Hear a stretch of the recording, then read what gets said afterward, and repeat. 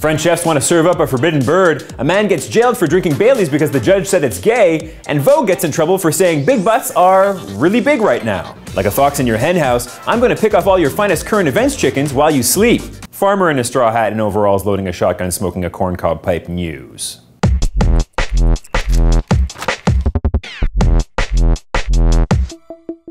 First up, 4 French chefs want to see a long-time ban lifted so they can get a little songbird back on the menu. Yes, indeed, the culinary world is a Twitter, with talk that the ortolan might be brought back to menus in France.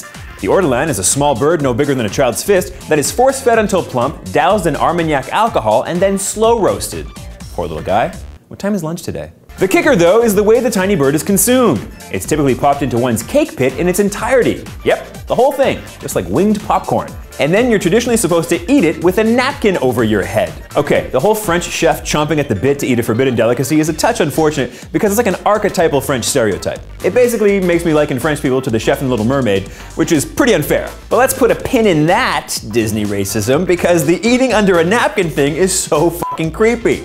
Apparently it's done so you can spit out the little bones with dignity or to hide your gluttonous songbirdie eating shame from God's eyes. Some suggest it's also to trap the bird's aroma in your sick little foodie bubble. I don't know, it's creepy. If I walked into a restaurant where everyone was eating under a napkin, I'd be like, oh, okay, I'm dead now. This is how I die, eaten by these guys. Good, that's settled. Then I'd puke, soil myself, and pass out. Seriously though, I would totally try it. It sounds delightful, just delightful. Songbird. Next up, a man was accused of homosexuality in Cameroon because he drank Baileys, which the judge says is, quote, a woman's drink. What the actual f***? Yep, it's completely illegal to be gay or engage in homosexual sex in Cameroon, which is located just north of Equatorial Guinea and just south of 1936. Michel Togue, a Cameroonian lawyer, is trying to shed light on the archaic legal system. He says one of his clients was accused on grounds of having feminine mannerisms. And by having feminine mannerisms, I mean drinking Bailey's Irish cream. Bailey's has Irish whiskey in it. I'm half Irish on my mom's side. So you know what, Judge Killjoy? Me and my giant Irish cousins will come over there to Cameroon and you can tell us to our faces we're a bunch of women.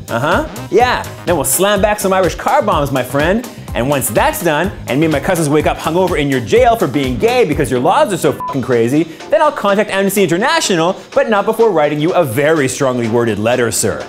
Very strongly worded. To be fair, I only drink Baileys and coffee, and then usually only on Christmas mornings when I'm wearing red flannel reindeer PJs, big comfy socks, and a sweatshirt that reads, Santa baby, what'd you bring me? But if that's womanly, then I for one am proud to have a vagina. Do you hear me, Cameroon? I'm proud of my vagina. Last up, Vogue is taking heat from the finger-wagging police because they suggested big butts are huge right now. But they are, just really big right now. Butts are really big, right now.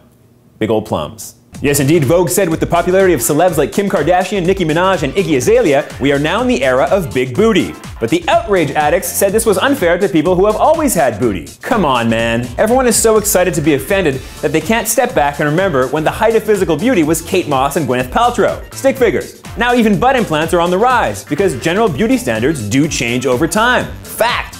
There was the Venus of Willendorf, the Renaissance, and the 90s. And you know what? To suggest that Vogue is a white magazine and that it only favors white skinny women is a little judgy towards white people's sexual likes. And I mean, sure, the fashion industry is a little bit white, and sure, I used to masturbate to olive oil from Popeye, but that doesn't mean I only like skinny girls because I'm white. Don't you pigeonhole me. I like all the shapes. But then again, I'm just a white North American with a penis, so I'm probably a monster. At least if a black lesbian in a wheelchair spits on me tomorrow on my way to work, I'll rest easy knowing I totally had it coming. But I also know that the best way out of that sticky wicket is to comment on that woman's butt in a positive fashion, regardless of its size. See? I totally get it, ladies. Inclusiveness. What? Okay, that's it for the dispatch. Share this video immediately, if not sooner. And tell someone with your mouth if you liked it. I'm Mark, and measure twice and cut once is a great expression, which should only be taken literally when doing woodwork. If you're in a prison fight, don't measure your opponent's face before you cut it. You'll completely ruin the element of surprise. You'll also ruin your day by getting shanked in the kidney for measuring a convict's face.